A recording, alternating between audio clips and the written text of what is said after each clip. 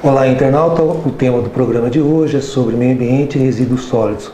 E para discutir esse problema, trouxemos aqui na nossa redação Tarcísio Secoli, secretário de Serviços Urbanos de São Bernardo. Tarcísio, obrigado por ter vindo aqui na redação para falar sobre esse tema tão importante na sociedade, que é a questão da coleta do lixo, dos resíduos sólidos e seu destino.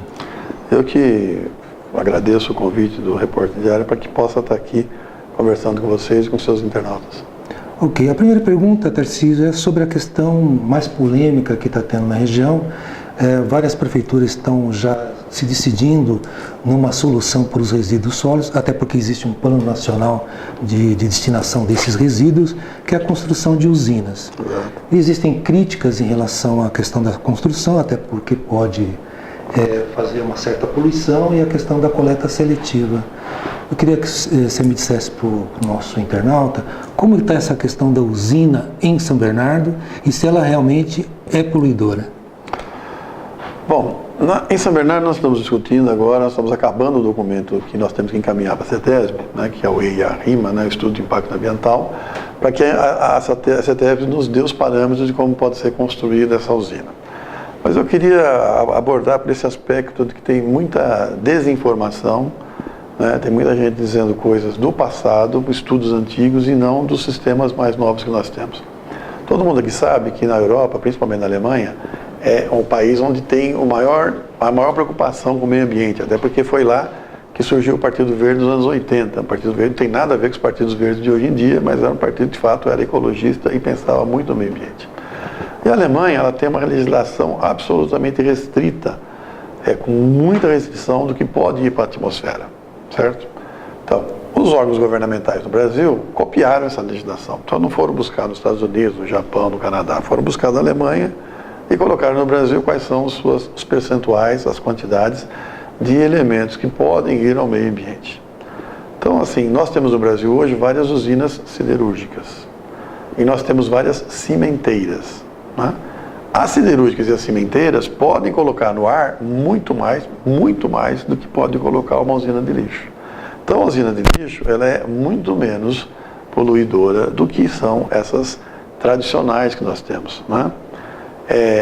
Outra coisa que se faz equivocadamente é comparar a tecnologia que nós temos hoje no mundo da tecnologia de anos atrás. Você que tem mais ou menos a mesma idade que eu, lembra da Kombi e do Fusquinha com motor a ar. Para você pegar um Fusquinha de motor a ar e conseguir fazer 8, 9 km por ele com 1 litro de gasolina, era uma dificuldade, sem contar que o próprio sistema de combustão a ar era mais poluidor do que a água. Hoje você pega qualquer carro, qualquer carro que tem tecnologia moderna, com injeção eletrônica, coisa do tipo, você faz 12, 13 km na cidade com esses carros. Então, qual que polui mais, o de hoje ou do passado? Ah, não. Os carros poluem muito, óbvio que poluem muito, mas cada vez poluem menos. O governo brasileiro entrou com o Inovar Alto, que é uma medida muito importante para o desenvolvimento da indústria local. Todas as empresas que pegarem seus motores de hoje até 2017 e reduzirem em 20% o consumo de combustível, ou seja, poluírem 20% menos, porque vão andar mais, essas empresas terão um benefício de IPI, certo? Então é possível melhorar ainda mais a eficiência. Com as usinas de lixo, né, de queima de lixo, de recuperação energética, foi a mesma coisa. Elas começaram no mundo queimando a céu aberto, estão poluindo tudo que você pode imaginar, e com o tempo elas foram sendo contidas e controladas por várias legislações que foram se aperfeiçoando. Então aqui hoje no Brasil nós estamos discutindo de trazer para cá uma tecnologia que é de ponta, a melhor que existe no mundo hoje, para evitar que a queima dos plásticos, geralmente acima de 450 graus, que causam furanos e dioxinas, que são cancerígenos, que isso possa ser pego nos filtros, né? Então é uma sequência de vários filtros, e esse pó que vai ficar, esses elementos, que vai ter menos de 1% da queima total, isso sim você tem que depositar num aterro controlado. Mas vai ter uma fiscalização desses poluentes? Olha, a CETESB é o órgão fiscalizador, só que nós estamos no nosso processo, no nosso contrato, a empresa ela é obrigada a colocar na ponta da chaminé um software detectando tudo que sai, e na medida que passar alguma coisa, por qualquer motivo, acima do limite, a fábrica é desativada. E nós vamos ter na área de controle da prefeitura a cópia, o espelho desse software também, monitorando, e se precisar remotamente a gente para a produção. Então, é possível acontecer alguma coisa? Sempre é possível. Agora, todos os locais onde foram feitas as usinas, onde estão sendo construídas, elas se mostram absolutamente sem nenhum comprometimento, principalmente com a saúde das pessoas. Então, eu visitei várias delas. Então, você pega na França, no Rio Sena, ali em Paris, você tem uma usina do lado do rio e tem duas torres de televisão, uma F1 de um lado e a TV francesa do outro lado, número 2. As duas. Se tivesse qualquer problema ali, qualquer das duas estaria bombardeando, falando, dizendo e tal. E não tem. E vários estudos feitos por professores sobre a saúde das pessoas no entorno, ela é absolutamente normal, igualzinho são em outros locais. Okay. Então aí não há risco para a saúde e não há poluição além do que é controlado e determinado pela CETESB. Outra crítica, Tarcísio, como eu disse no início, além da questão da poluição, tem a questão da reciclagem, né? Quem tem toda uma grita aí dos catadores em relação a que não vai ter o produto para fazer esse trabalho. Olha, como que você responde a essa crítica? Nós estamos acatando o que está no Plano Nacional. Né? O Plano Nacional, primeiro, ele diz que nós temos que reduzir o consumo de produtos que são recicláveis. Uma prefeitura não consegue fazer isso. Não é? A engenharia reversa, quando ela começar a apertar as empresas, aí elas vão começar a reduzir o que elas põem lá.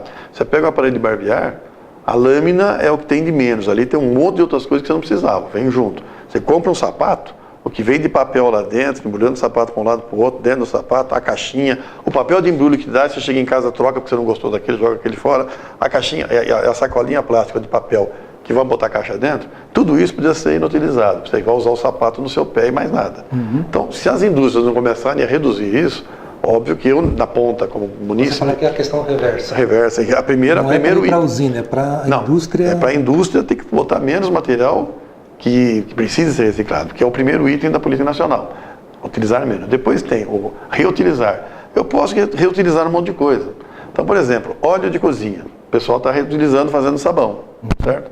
Mas é uma reutilização limitada, porque eu faço sabão, ele vai para a torneira, vai para a pia e vai para o mesmo rio que vai contaminar, indo in natura, o óleo de cozinha depois de ter feito uma fritura, ou no sabão que alguém fez e foi para lá.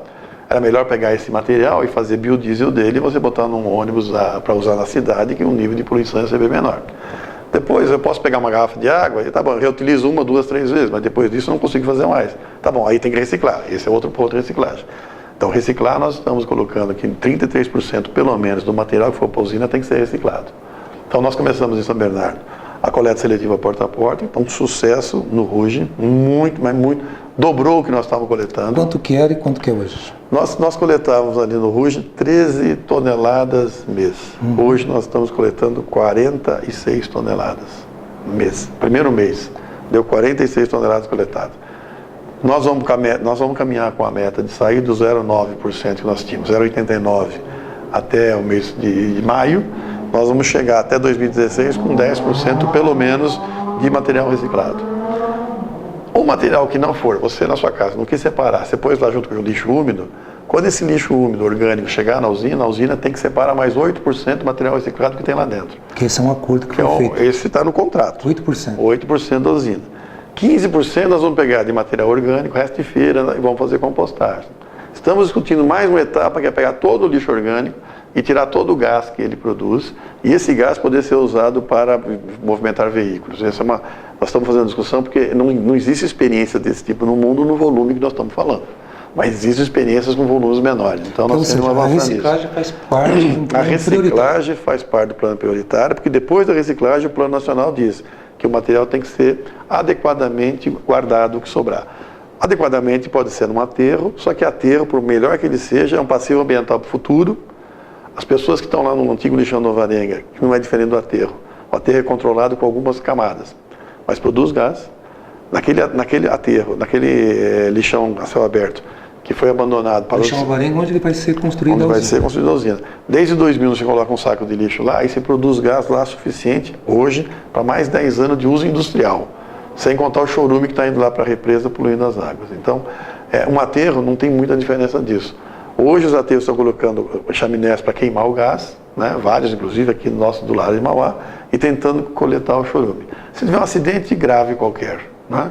Rompimento de alguma coisa, esse material todo vai contaminar. Essa usina vai canalizar esse gás? A usina nós vamos trabalhar com o gás que vai ser produzido na compostagem, ele pode voltar para dentro da usina para aumentar o potencial de queima e aumentando a energia, a temperatura, você aumenta a possibilidade de gerar mais energia elétrica, ou, dependendo do volume, dependendo da tecnologia usada, ele pode ser sacado, filtrado, porque ele tem muita amônia dentro dele, é um componente químico, e pode ser usado em qualquer veículo. E nós usamos gás natural veicular, né? A gente pôs o Vzinho aqui no gás natural, mas eu vou produzir gás natural também. Tá certo. O petróleo não é feito sob pressão de material orgânico, fósseis e não sei o que, sob pressão nos transformou em petróleo, e de lá sai o gás natural. Eu vou fazer a mesma coisa, gente. Vou fazer um sistema de compostagem, que é tirar o gás num lixo, que é o mesmo sistema que a natureza demora anos, milhares e milhares de anos. O lixão da Alvarenga vai ser também o lixão transformado vai ser transformado num grande parque. Tá. Ele vai ser um grande parque. Mas e o lixo que está lá? Vai ficar lá. Então nós vamos ter todo um mecanismo de tirar o gás, de sacar o gás que tem lá. É um mecanismo simples, tubulações perfuradas e uma bomba que vai puxando, tirando todo o gás que tem lá. E esse gás nós vamos canalizar ou para dentro do forno para queimar, ou vamos filtrar e vamos ver como é que a gente coloca esse transporte. Uma coisa é construir a usina, outra coisa é o passivo do lixão da Alvarenga. O passivo que está lá. Como eu digo que todo lixão e aterro é passivo, nós hoje vamos gastar 80 milhões de reais para recuperar aquilo lá. 80 milhões de reais eu conseguiria fazer 10 UPAs em São Bernardo. Né? Então nós vamos deixar de fazer 10 UPAs, vamos deixar de fazer 5 creches, porque tem que recuperar alguma coisa que no passado muita gente ganhou dinheiro com isso. Sim. Então os aterros atuais são o problema do futuro para as cidades. E muitas vezes os ambientalistas não conseguem ver isso. Voltar um pouquinho à questão da reciclagem. Você falou que Rio Ramos já foi um sucesso, aumentou as pessoas que estão participando desse programa. Você tem já uma programação para avançar isso na cidade? Olha, nós estamos discutindo, essa semana sai um novo bairro, né? Porque nós já estamos há 45 dias coletando lá, levantamos vários probleminhas localizados que aconteceram. Agora, nós estamos já definindo um outro, porque a empresa vencedora do consórcio, o consórcio vencedor da PPP, ele tem uma equipe que vai antes e vai de casa em casa, explica para as pessoas, entrega material, fala como é que vai funcionar, como é que vai ser. Por isso do sucesso. Se tivesse fazer porta a porta, se ninguém sabe o que é isso, ninguém entende o que é isso, também não daria. Tem uma campanha, né? Então, de 13 para 46 toneladas é uma subida, uma baita subida. Então, o que nós vamos fazer? Então, a gente define esse mês, para onde vai, e um mês de trabalho dessa equipe. Não tem um bairro definido? De casa a casa, não, ainda não tem. Nós vamos de casa a casa, nós queremos pegar sempre os bairros menores, onde você pode fechar mais, e onde você pode trabalhar bem com essas equipes e motivar, de fato, as pessoas. Então, isso vai fazer com que as pessoas vão poder também entender e começar a participar do processo. O de Ramos representa quanto na coleta seletiva do hoje, o porta a porta representa para nós 20%. 20%. Porta a porta no Rui já é 20% da coleta seletiva da cidade. Nós estamos coletando lá 46 toneladas. 46 toneladas, não, eu falei errado, acho que são 15%. 46 toneladas de 250 toneladas ao todo, dá 15%. Então hoje o Rui já é 15% do que precisava. Tarcísio, voltando à questão da usina. Bom. Ela foi feita através de uma PPP, já faz um ano, né? Um ano, exato. Que foi feito esse acordo, né? Como que está a expectativa de realmente instalar isso? Quais são as etapas ainda que precisam ser vencidas para realmente instalar a usina? Bom, nós estamos agora já com a aprovação do CETESB, para fazer a recuperação do antigo lixão. Já fizemos todas as perfurações necessárias para saber o que tem lá embaixo, o que tem lá dentro, quais são os riscos, os produtos que nós vamos encontrar, para poder fazer todo esse trabalho de retirada de gases que eu estava dizendo. A outra etapa agora é o EIA-RIMA, que eu estava explicando agora há pouco também, que nós precisamos de aprovação da CETESB, e quando tiver essas licenças, o contrato fala em até 30 meses, né?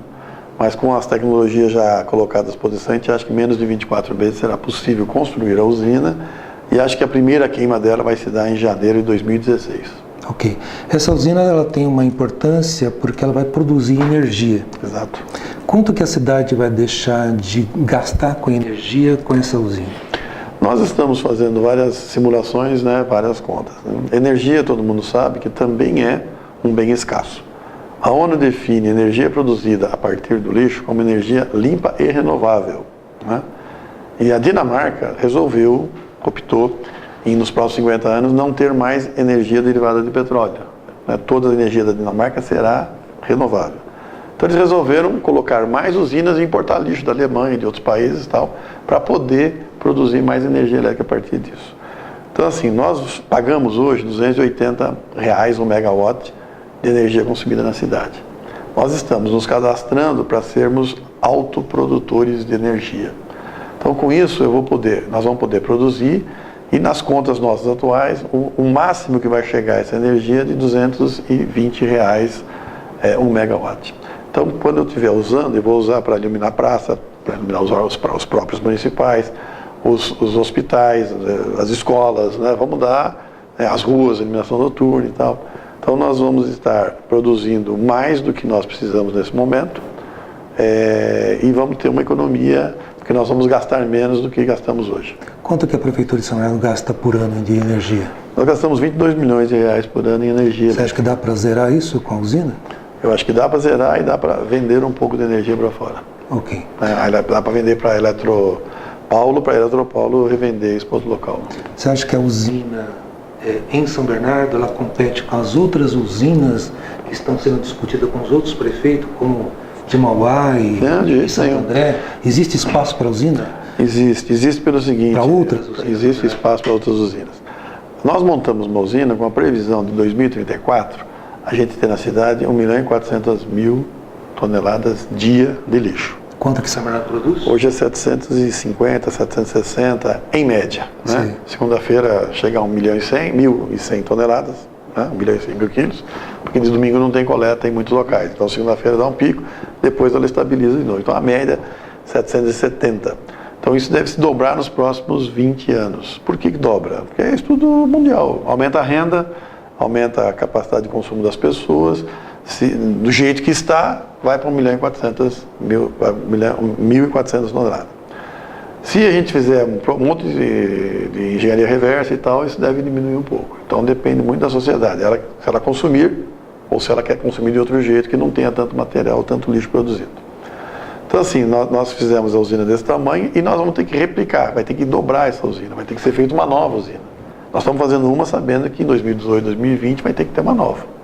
Tá, para dar conta até lá. Então, quando você for fazer uma nova, ela vai ficar ociosa. Então, nesse momento, você pode comprar lixo de outras cidades para poder queimar. Né? Ou que as cidades venham e possam queimar o lixo. Mas você já está com conversação com outras cidades já nesse sentido? Isso é muito cedo ainda, porque isso vai se dar em 2018. Agora não tem nem o menor sentido, que eu comece a queimar em 2016. Sim. Vou começar a queimar só o lixo de São Bernardo. Né? Então, a partir daí é que nós vamos. Só que os aterros, os preços estão numa exponencial, porque cada vez mais a vida útil diminui, cada vez mais aumenta o volume de lixo, não tem ponto de... Tem cidade levando lixo a 220 quilômetros de distância. Então o custo é inviável para qualquer cidade. Isso vai ser um dos grandes custos de qualquer cidade. Ao invés de ser educação, segurança, manutenção da cidade, vai ser o lixo, o transporte e a deposição do lixo. Então assim, vai sobrar espaço, e é claro que sobra espaço para outras usinas aqui na região. As nossas contas do passado dava para fazer 2 usinas na região. Né? Dá para ter essa que está colocada aí, cabe essa outra que está sendo falada entre Mauá e Santo André, que é um outro tipo de usina que eu tenho ouvido aí, mas acho que também é isso, queima lixo e transforma em alguma coisa. Energia, né? Energia, mas eles fazem, ao invés de energia elétrica, eles vão fazer vapor, né? Que para o processo industrial é muito importante também. Ok. A tua Secretaria de Serviços Urbanos, ela trata também da questão da limpeza pública. Exatamente. Houve uma mudança de conceito da limpeza pública, da coleta de lixo também, que até não chegar à usina ainda está o plano de mandar todo o lixo para um aterro sanitário. Exato. E já faz um ano, né, dessa troca de conceito. Exato. Qual é o seu balanço em relação a essa mudança e quanto que a cidade economizou e quanto ganhou de qualidade? Várias coisas dentro da sua pergunta é mais difícil de mensurar, mas vamos dizer assim, nós mudamos o conceito. Ao invés de você ter quilômetros de rua varrida e quantidade de quilos depositados no aterro, nós contratamos uma empresa que vai fazer.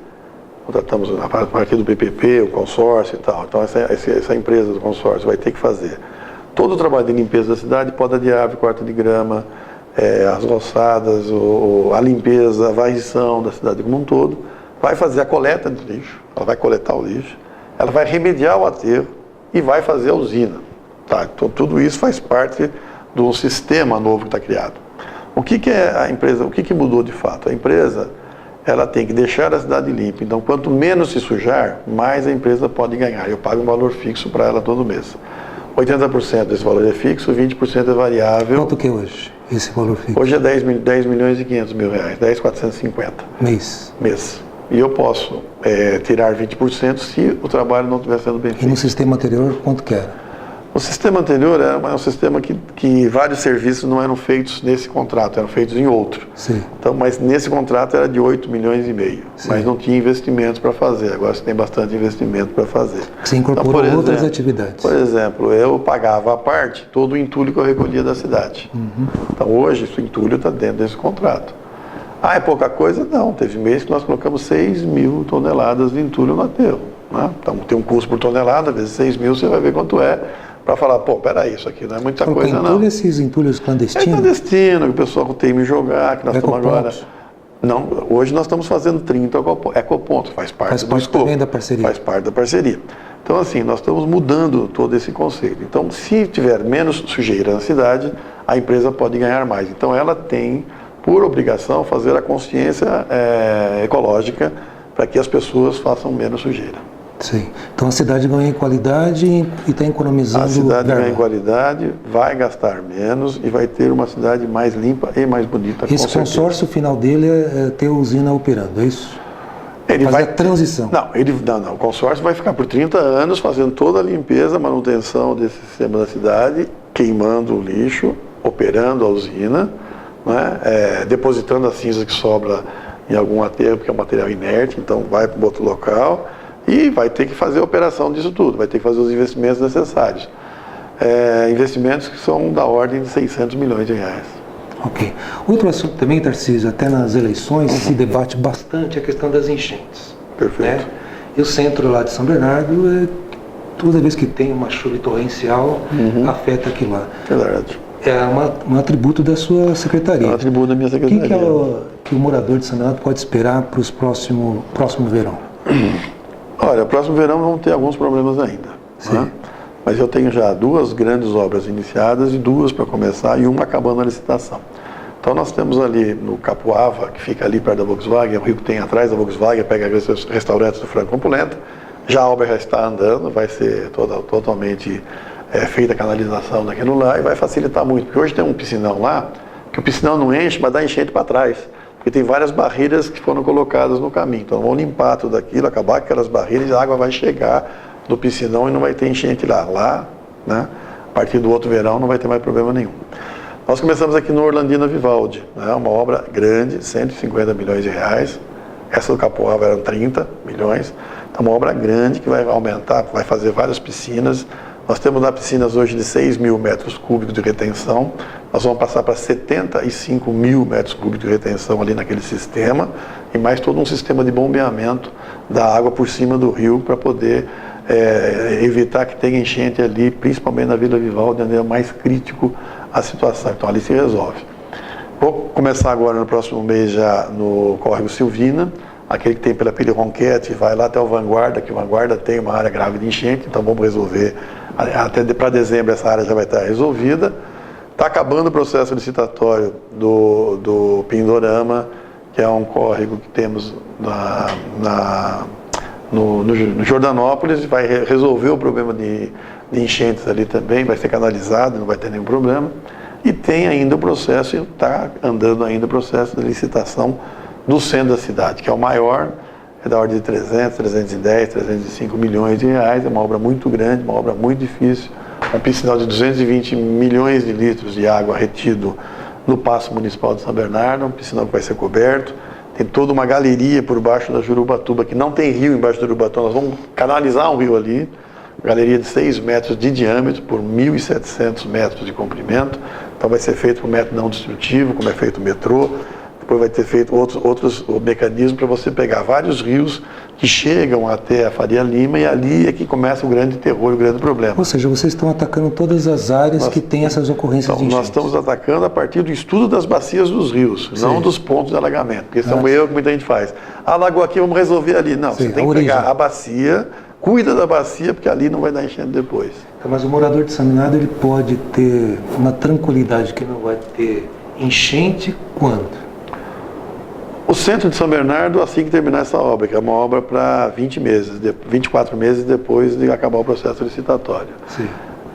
Dizer que nunca vai ter enchente é uma falácia. Nós podemos ter, depende, cai um dilúvio, né? Claro. Inclusive o dilúvio de Noé acabou enchendo o mundo inteiro, não só a minha cidade, né? Então assim, mas a previsibilidade é de que você possa ter raríssimas chuvas muito fortes que podem dar enchente.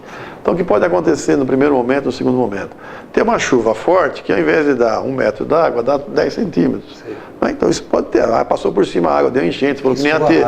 Isso escoa rápido e o trânsito pode continuar, que esse é o ponto, né? Então, assim, você pode ter algumas chuvas nesse período. Quando tiver tudo pronto, porque, bem, eu vou reter 220 milhões de litros de água. Meu, gente, isso é água que não acaba mais. Sim. Você vai reter, você vai trazer para um outro canal, de um outro rio. 6 metros de diâmetro, ele também é um piscinão deitado. Eu retenho água lá embaixo, nesse volume.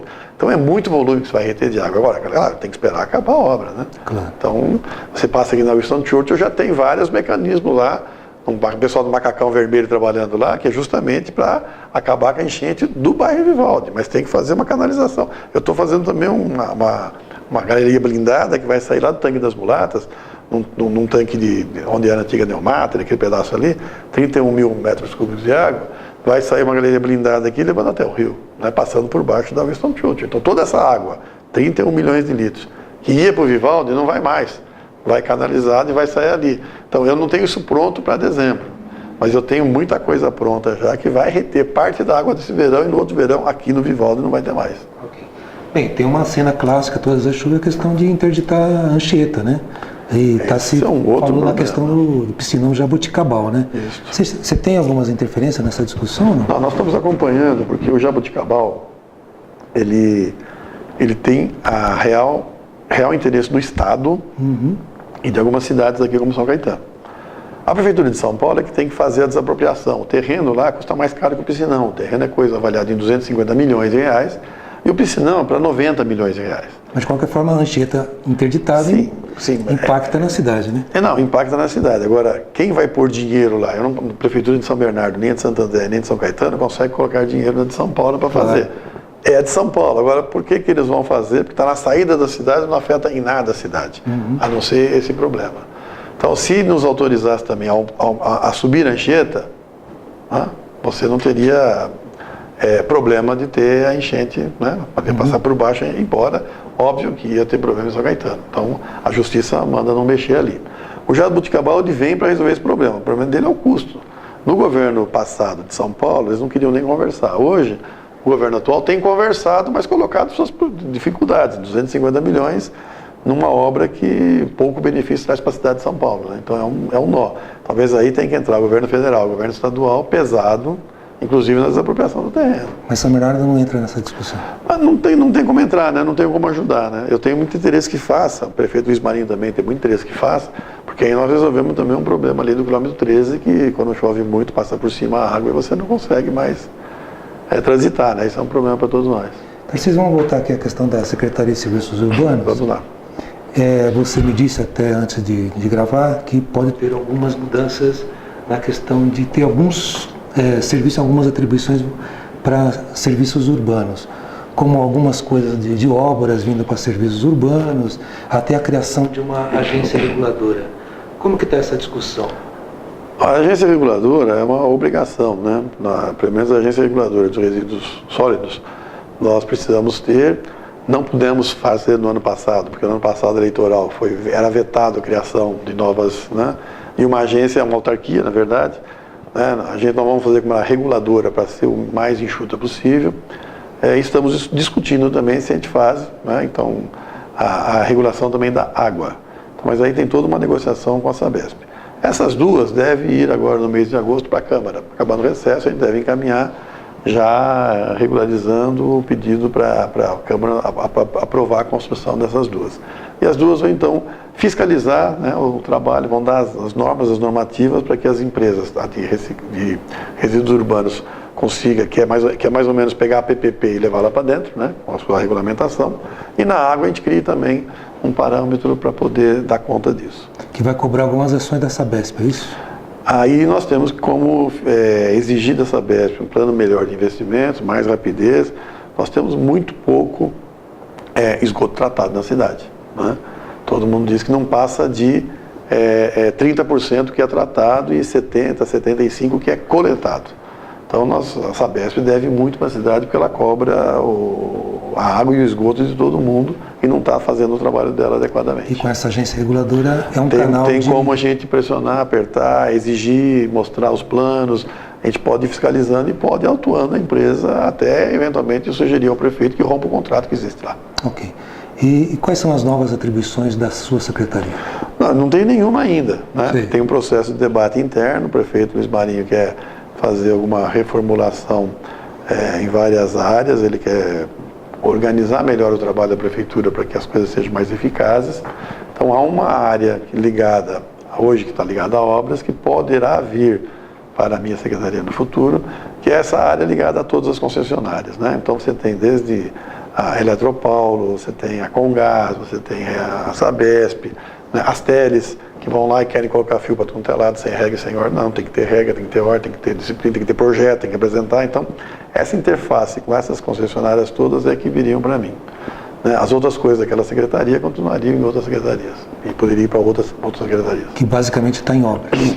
Hoje está em obras. As obras divididas em duas diretorias.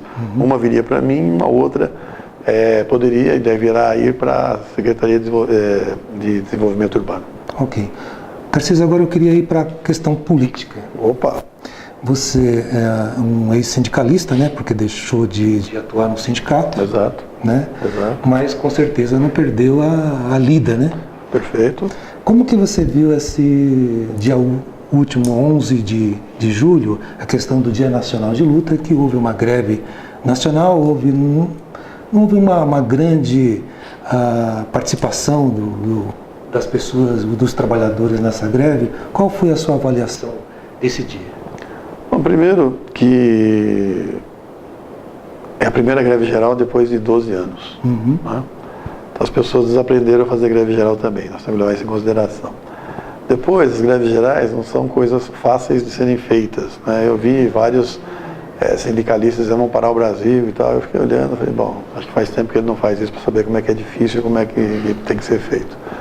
Mas eu acho assim, ela foi uma decisão importante, porque, na verdade, a greve geral, em que pese ela não parar todo mundo, ela é um ato político importante de tomada de decisão dos setores mais avançados da classe, né, da classe trabalhadora. Então, esses setores fizeram a paralisação e cada um, ao seu modo, fez ou críticas ou reivindicações, né, interagindo com o governo federal. O movimento sindical, ele sempre trabalha na possibilidade de avançar nas suas conquistas. Então, os pontos que estavam lá colocados de pauta, democratização dos meios de comunicação, para a gente não ter só 12 famílias tendo todo o monopólio da comunicação no Brasil, a redução de jornada para 40 horas semanais, né, em todos os países mais avançados já é realidade. No Brasil já existem vários locais e nenhuma empresa perdeu competitividade, perdeu mercado ou fechou por causa de 40 horas semanais. Muitas fecharam pela taxa de juros, muitas fecharam pela má gestão, inclusive, e tal, mas porque trabalhou 40 horas a gente não viu nenhuma. A outra reivindicação era a história da Previdência. Né? Fator previdenciário. Fator previdenciário. De fato, o fator previdenciário ele é muito cruel para as pessoas.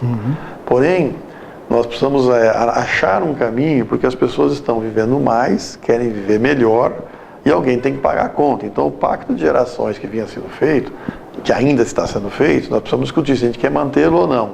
Mas são reivindicações importantes e que me consta, a presidenta está em contato com as centrais e está discutindo os pontos que estão aí colocados.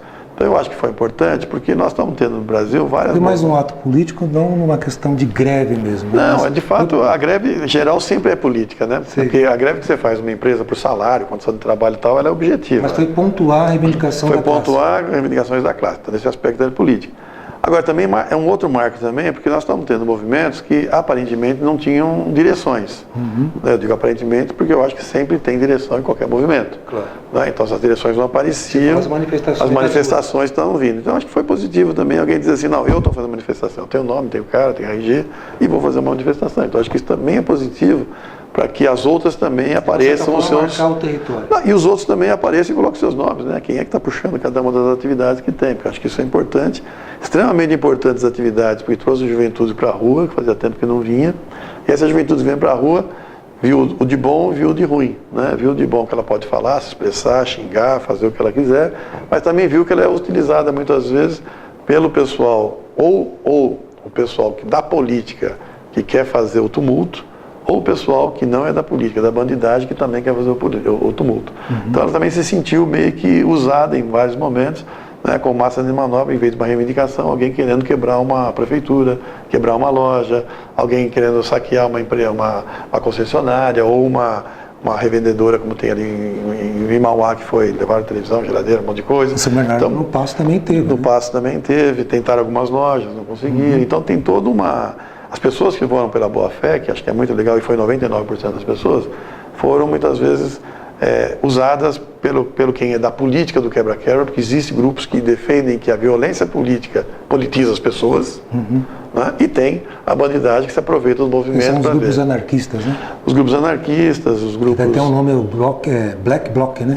Tem isso, tem o pessoal do Anônimos, que eu acho uma coisa muito maluca, né? Porque eu prefiro fazer, a minha vida inteira fiz manifestação botando minha cara na frente, nunca usando máscara, né? Porque isso acho que não é o melhor caminho para se fazer, é bom saber quem está do outro lado. E o que essas manifestações na rua impactaram na maneira de gerir a cidade, já que você é um gestor? Olha, nós temos que, na verdade, saber ler o que está acontecendo. Então, eu acho que tem várias coisas que estão sendo faladas e tal, que nós não estamos conseguindo nos comunicar muitas vezes, né? Então, tem uma dificuldade geral de comunicação. O governo federal não se comunica, o governo do estado não se comunica, as prefeituras, por mais que façam, não conseguem comunicar ao cidadão o que está fazendo em cada um do local. O saudoso Celso Daniel, uma vez me disse o seguinte: eu faço uma obra lá na Santa Terezinha. Quem mora lá em Guaraciaba não consegue saber o que eu fiz lá. Eu ponho outdoor lá dizendo que fiz a obra, o cara daqui não sabe o que eu fiz. Eu ponho aqui, o cara fala, bom, não sei nem o que é isso, então por que... Então tem um problema grave de comunicação e de dificuldade de comunicação. Mas isso todos os governos têm e eu creio que são em todos os locais. Então, nós temos uma dificuldade grande de comunicação. Nós temos uma dificuldade de incorporar os jovens nos nossos debates. Né? Vou pegar como exemplo o meu partido. Dele eu posso falar, dos outros eu não quero falar. O meu partido, PT, tem 33 anos e com 33 anos deixou de ser um jovem. Tá? E se você não se reciclar permanentemente, você começa a ter todos os ranços de quem está há muitos anos gerindo coisas e muitas vezes fazendo do mesmo jeito, sem se preocupar em inovar e criar. Então eu acho que para nós fica uma lição. Vamos ser criativos, inovadores e principalmente que a gente tenha a capacidade de incorporar os jovens nesse processo. Então, acho que isso é uma lição que a gente tem que ver como é que dá conta disso. Mesmo porque os partidos foram rejeitados nessas manifestações, né? Pois é, de uma forma despolitizante. Por isso que eu acho que tem vários interesses, né? Porque você não tem nenhuma... Na sociedade moderna, nós conhecemos de sociedade moderna, é difícil conviver sem partidos, né? Porque você tem o absolutismo, você tem as ditaduras, qual é o modelo que não tem partido? E as pessoas que não gostam da política são governadas por quem gosta da política. Então, rejeitar os partidos não é a melhor solução. Eu sou para que tenha, de fato, um plebiscito. Nós temos que dizer o que tem que ser e o que não tem que ser. A população tem que ter esse direito. Não é só o parlamentar eleito na democracia representativa que tem que dizer o que é bom e ruim para a sociedade. Nós votamos pelo desarmamento no plebiscito. Nós votamos se a gente queria ou não o sistema de governo. E foi muito bom, não foi? Por que não podemos votar se eu quero voto extremista, se eu quero em lista, se eu quero financiamento público de campanha ou não? São demandas que acho que a população tem maturidade para fazer. Mas parece que o Congresso não quer, né? Óbvio que não, né? Porque o Congresso quer continuar sendo esse representante. Então, a rejeição, por exemplo, aos partidos é um problema. As pessoas têm que se envolver, entrar nos partidos e mudar os partidos, melhorar os partidos, porque é assim que é o mundo inteiro. Todo mundo fala assim, porque nos outros países não tem. Tem. Pesquisa recente mostra eu vi nesse final de semana, inclusive, dados de que em vários locais a sensação de corrupção dos políticos é cada vez maior, né? E você tem locais como Suécia, que isso não existia como problema, hoje começa a aparecer. Você tem vários casos nos Estados Unidos, Alemanha, e você vai vendo, né? E a sociedade se molda de um jeito que ela elimina aquela pessoa, elimina aquele cidadão, mas não elimina os partidos, né? Porque os partidos você vai precisar dele, não tem outro jeito. Ok. Tarcísio, outra pergunta também, até para a gente finalizar a nossa conversa aqui, é a questão eleitoral. Certo. O seu nome tem sido colocado como sucessor do Marinho, mesmo porque você já coordenou as duas campanhas vitoriosas do Marinho. Exato. Conhece a máquina, até tinha uma função antes de serviços municipais, que era a coordenação governamental, você conhecia toda a máquina, isso te facilita até uma questão de já sair na frente aí como um sucessor natural do Marinho. Você se coloca já como pré-candidato? Deixa eu fazer só uma rápida ponderação. Primeiro, assim, nós estamos dentro de um projeto, um processo, que nós começamos em 2008, com muita dificuldade, 2009 principalmente, né, com vários processos, recuperando dinheiro do PAC, recuperando um monte de coisa, e começamos a produzir uma nova política na cidade. Fizemos muito na área de moradia, na área de moradia e habitação, na área de saúde, né, construção do novo hospital, que agora fica pronto, entregue, as 9 UPAs, todo o trabalho que foi feito. Nesse governo, o prefeito Luiz Marinho quer fazer um trabalho de mobilidade urbana muito pesado.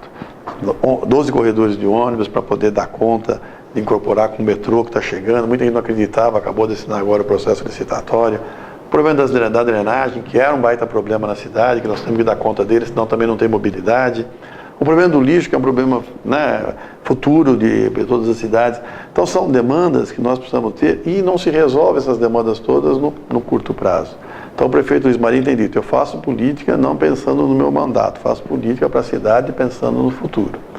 Então, para dar continuidade a isso, a minha avaliação, o meu entendimento, é que nós precisamos eleger um sucessor do prefeito Luiz Marinho. Então, um sucessor que, no momento adequado, prefeitos, partidos da base aliada vão ver como é que vai ser, como é que vai ser feito. Então, nós estamos trabalhando para que, de fato, tenha condições de a gente chegar em 2016 com força, porque nós temos os adversários, o retrocesso na cidade a toda hora, eles estão presentes, querem voltar ao que estava antes, né, a inoperância que existia. Então, tudo isso nós estamos trabalhando e bastante. Todos os nomes que estão lá trabalhando nisso estão, de uma certa forma, à disposição. São várias as pessoas que estão lá, que têm ajudado, têm trabalhado. Os amigos que eu tenho, pela minha proximidade com o prefeito Luiz Marinho, muitos anos, estão colocando meu nome agora. Meu nome não está à disposição para discussão disso. Não é a hora. Agora nós precisamos trabalhar muito para que esse segundo governo do Luiz Marinho seja melhor que o primeiro, se a gente quer continuar na cidade. Sim. Se ele for pior que o primeiro, a cidade vai nos rejeitar. Então não é a hora de ficar discutindo quem vai suceder. É hora de trabalhar para fazer as coisas certas, para que a cidade fale, queremos vocês aqui mais 4 anos. E aí sim a gente vê quem é o nosso nome que vai estar à disposição. Mesmo porque tem uma eleição antes dessa aí. Tem a de 2014, tem os deputados, tem muita gente que vai subir, muita gente que vai descer, tem muita gente que vai ficar igual. Nós temos que avaliar o quadro, para aí sim, a partir daí, começar a pensar em quem vai suceder. Mas com certeza você que conhece a máquina tem já uma vantagem nessa corrida. Outros também conhecem a máquina, outros conhecem outras coisas. Então aqui nós não estamos fazendo disputa nenhuma, e o prefeito também, Luiz Marinho, vai discutir isso no momento adequado. Porque discutir antes para quê? Só para queimar etapa, para lançar um candidato antes da hora, para apanhar mais os adversários. Então tem toda uma... Nós ganhamos 2 eleições, como você falou, né? Porque montamos a estratégia adequada. Então nós queremos montar de novo uma estratégia adequada e a população de São Bernardo vai ter muita surpresa ainda, porque nós vamos trazer gente que as pessoas não esperam. Ok. Tarcísio, obrigado por ter vindo aqui na redação para discutir a questão do meio ambiente, do lixo e da questão política. Okay. Eu agradeço o convite, aí fico aqui aberto para toda vez que vocês quiserem discutir os temas da nossa cidade, são importantes para você comunicar aos seus internautas, fique à vontade de nos convidar que estaremos aqui presentes. Ok. Cara internauta, você vê a entrevista com Tarcísio Séculi, secretário de Serviços Urbanos de São Bernardo. Caso queira mais informações sobre essa matéria, acesse o site reporterdiario.com.br e até a próxima.